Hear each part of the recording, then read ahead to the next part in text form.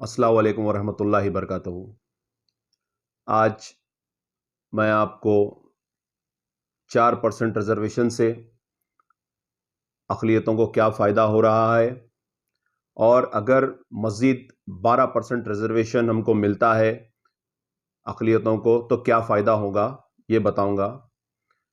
मेरा ये वीडियो खुसूसी तेलंगाना के 33 डिस्ट्रिक्ट के नौजवानों तक पहुंचाइए आप, ताकि वो रिजर्वेशन से क्या फ़ायदे हो रहे हैं, किन किन शोबों में फ़ायदे हो रहे हैं, वो समझ सके और इसका फ़ायदा उठा सके।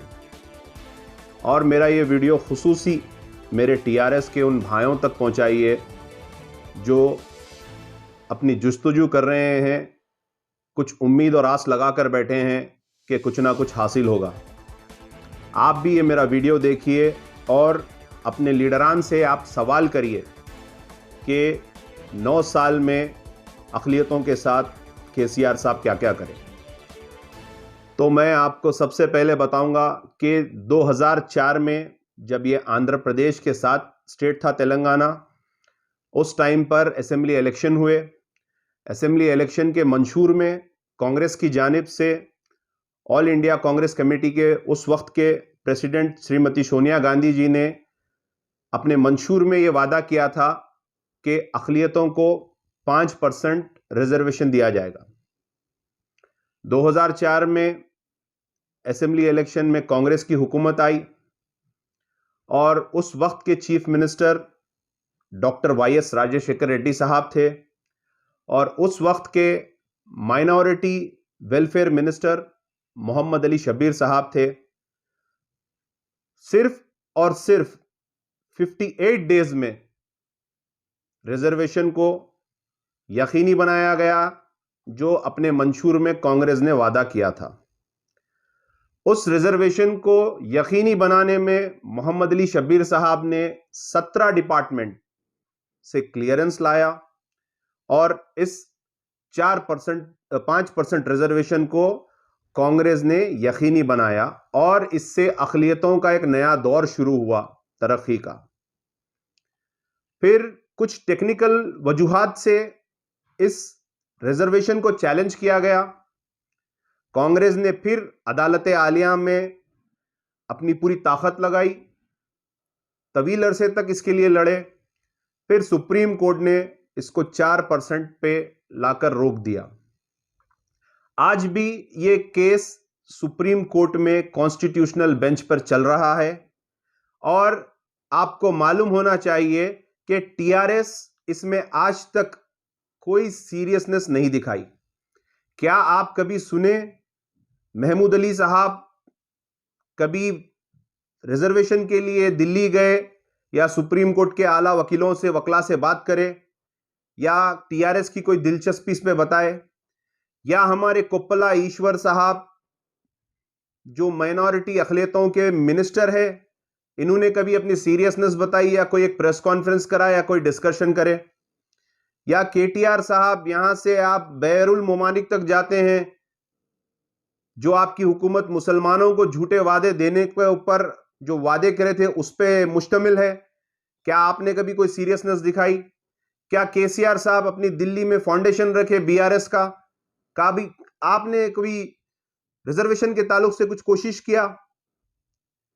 आज भी कोई टीआरएस का एक भी लीडर अक़लियतों के रिजर्वेशन के लिए कोई जुस्तजू नहीं कर रहा है। आज भी मोहम्मद अली शब्बीर साहब इस सुप्रीम कोर्ट में इस केस में इनपिल्ड होकर लड़ रहे हैं, जिसके वकील सलमान खुर्शीद साहब है। कांग्रेस की यह कोशिश है कि इस रिजर्वेशन को आखिरी दम तक बचाएंगे और अक़लियतों को इसका फायदा पहुंचाएंगे। किसी को कुछ दे के मदद करने से अच्छा अपलिफ्टमेंट उसको कुछ काबिल बना के करने से होता है, यह कांग्रेस की सोच है। अब मैं आपको रिजर्वेशन से क्या फायदे हुए हैं 4% रिजर्वेशन के बताऊंगा, उसके बाद 12% से आपको क्या फायदे हो सकते हैं बताऊंगा। 4% रिजर्वेशन से लाखों तलबा अपने अपने शोबों में एमबीबीएस, इंजीनियरिंग, एमबीए, एमसीए और मजीद प्रोफेशनल कोर्सेस में दाखिला लिए हैं, ऊंचे मुकामों पर गए हैं, गवर्नमेंट नौकरियां हासिल करे हैं, डॉक्टर्स बने हैं, इंजीनियर्स बने हैं, काफी शोबों में गए। फिर जो ग्रुप 1 के एग्जाम्स दिए हैं, इसी रिजर्वेशन से एसपी बने हैं, सुपरिटेंडेंट ऑफ पुलिस, बड़े बड़े वकला बने हैं, डिस्ट्रिक्ट कलेक्टर बने हैं और गवर्नमेंट शोबों में अपनी नौकरी हासिल करे हैं। आज केसीआर साहब ने 80,039 नौकरियां निकाली हैं और रिजर्वेशन के थ्रू इनको मिलते हैं, देखिए आप, 3,201 नौकरी, जो 4% रिजर्वेशन कांग्रेस की जानिब से अक़लियतों को दिया गया। अगर ये 12% रिजर्वेशन होता तो आज 9,604 नौकरी मिलते थे आपको। अब ना सिर्फ पढ़ाई के एतबार से एजुकेशन की तरफ रिजर्वेशन काम में आया या नौकरियों की तरफ गवर्नमेंट के काम में आया, बल्कि ये रिजर्वेशन जो कांग्रेस की जानिब से 4% दिया गया है, उससे अक़लियतों का सियासी फायदा भी हुआ है, सियासी अपलिफ्टमेंट भी हुआ है। मैं तमाम के नाम नहीं लूंगा, सिर्फ एक दो कॉर्पोरेटर्स के नाम लूंगा जो अक़लियतों के बैकवर्ड क्लास से आते हैं, हमारे भाई, और उनको रिजर्वेशन से कहां तक मुकाम मिला। साबिका में अजीम तर हैदराबाद बल्दियाई इलेक्शन हुआ है जिसमें 150 कॉर्पोरेटर्स ने इलेक्शन कंटेस्ट किया। अगर रिजर्वेशन नहीं होता था तो सिर्फ 12 से 11 कॉर्पोरेटर्स जो जनरल कैटेगरी में जीत के आए हैं वही मिलते थे। कांग्रेस की जानिब से जो 4% रिजर्वेशन दिया गया उसमें 43 कॉर्पोरेटर्स मुसलमान जीत के आए, जिसमें से 31 बीसीई कैटेगरी में आते हैं जो रिजर्वेशन से मिले हैं।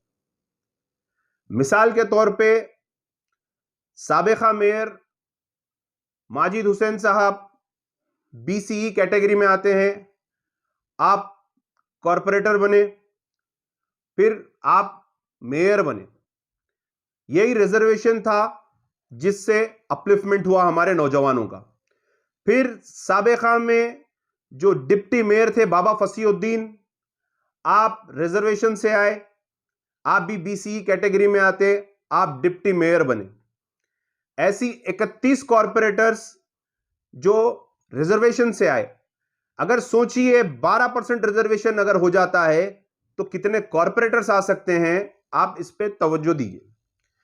मजीद यह बताना चाह रहा हूं मैं, जो 4% रिजर्वेशन कांग्रेस की जानिब से मिला गया है उस पे एजुकेशन से लेकर हर वो चीज का सियासी भी अपलिफ्टमेंट हुआ, तो यह कांग्रेस का काम था।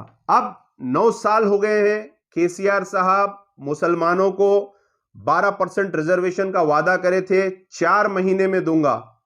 तमिलनाडु की शक्ल में बोले, केसीआर का वादा है, बोले केसीआर अपनी जबान का पक्का है, बोले, मगर आप अक़लियतों के साथ धोखा करे, आप रिजर्वेशन नहीं दिए।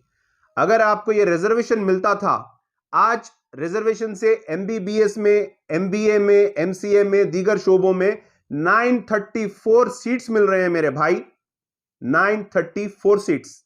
अगर रिजर्वेशन अगर 12% मिलता था तो ये 2900 सीट होते थे हमारे भाई, डॉक्टर्स बनते थे, इंजीनियर्स बनते थे, हर वो शोबे में एमबीबीए, एमबीए बनते थे।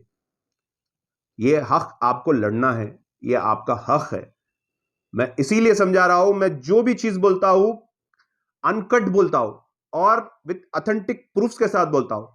आपके कितने 934 आज मिल रहे हैं, 2900 मिलते थे। 19 साल में 2004 से 2023 तक कांग्रेस ने तेलंगाना के लाखों मुसलमान को अपलिफ्ट करा। एक बच्चा अगर डॉक्टर बनता मेरे भाई तो उसके वालिद, वालदा, बीवी, बच्चे, फैमिली सुधर जाती। एक इंजीनियर अगर बनता मेरे भाई तो उसकी फैमिली सुधर जाती। 25 लाख करीब तलबा को कांग्रेस ने अपलिफ्टमेंट करा, तो सोचो आप कितने खानदान अपने आगे आगे। हम ये चाहते हैं कि हमारा भाई एसआई बने, हमारा भाई एसपी बने, हमारा भाई डीएसपी बने, हमारा भाई एडवोकेट बने, हमारा भाई इंजीनियर बने, हमारा भाई डॉक्टर बने। हर शोबे में अगर आप गवर्नमेंट नौकरी हासिल करेंगे तो आपके लिए बहुत बेहतर रहेगा, आपका रुआब बहुत बेहतर रहेगा। आप गवर्नमेंट शोबे में नौकरी लीजिए, हम बताएंगे आपको। अब 80,039 नौकरियां केसीआर साहब दिए हैं, 80,039 नौकरी। अगर आज रिजर्वेशन अगर 12% होता था तो आपको 9,000 चिल्लर नौकरी मिलते थे, फिर भी कांग्रेस के दिए हुए रिजर्वेशन पे आपको 3,029 नौकरियां मिल रहे हैं। तो 12% के लिए भी आप आवाज उठाइए। और मजीद मैं आपको बताऊंगा, देखिए कि फीस रिएम्बर्समेंट, कांग्रेस के हुकूमत में इंजीनियरिंग कॉलेजेस दिले, मोइनाबाद पे आप लोग देखे इंजीनियरिंग कॉलेजेस दिले कांग्रेस के दौरे इख्तियार में।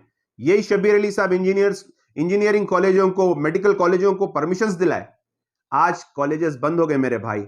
जो सब्सिडी अखिलियतों को मिलती थी कांग्रेस के दौरे इख्तियार में, मैं सिर्फ आपको 13 और 14 का हिसाब बता रहा हूं, 1,17,073 स्टूडेंट्स को कांग्रेस ने सब्सिडी दिया था, स्कॉलरशिप दिया था, 71 करोड़ रुपए। आज केसीआर साहब उसको रेड्यूस कर देके 18 करोड़ रुपए कर दिए, मतलब 50% से भी ज्यादा आप उसको कम कर दिए। आज स्कॉलरशिप मिल रही है 45,000 बच्चों को भी स्कॉलरशिप नहीं मिली। कांग्रेस के दौरे इख्तियार में 2013 और 14 का हिसाब बता रहा हूं मैं आपको। आप क्या दे रहे हैं? 49 करोड़, कांग्रेस 192 करोड़ दी, लिहाजा आप स्कॉलरशिप को भी रोक दिए। तो मैं अवाम उन्नास से, तमाम डिस्ट्रिक्ट के लोगों से, तमाम लीडरान से यही बोल रहा हूं कि केसीआर को आप लोग पहचानिए, 12% रिजर्वेशन के लिए अपनी आवाज उठाइए। मैं सिर्फ आज रिजर्वेशन के बारे में बात कर रहा हूं तो सिर्फ रिजर्वेशन के बारे में बात करूंगा। मजीद कई वादे हैं उसके जो पूरा नहीं किया, कई चीज है जो पूरा नहीं किया, कई हमारे दिलों को तकलीफ देने वाले काम किया, हम वो भी अभी डिस्क्लोज नहीं कर रहे। मैं आपको सिर्फ यही बोलूंगा कि 4% रिजर्वेशन से जो मेरे भाई डॉक्टर, इंजीनियर, एडवोकेट्स, ये लोग जो फायदा उठाए वो हमसे भी राब्ता करिए, ताकि आप आवाम को बताइए कि आप रिजर्वेशन से आए। आप आवाम को बताइए कि रिजर्वेशन के क्या फायदे होते हैं। आप आवाम को बताइए कि मैं एसपी कैसा बना, मैं डिस्ट्रिक्ट कलेक्टर कैसा बना, मैं लॉयर कैसा बना, मैं एमबीबीएस कैसा लाया, मैं एमबीए कैसा आया, मैं एमसीए कैसा आया, ताकि आपके दूसरे भाई भी फायदा उठा सकेंगे।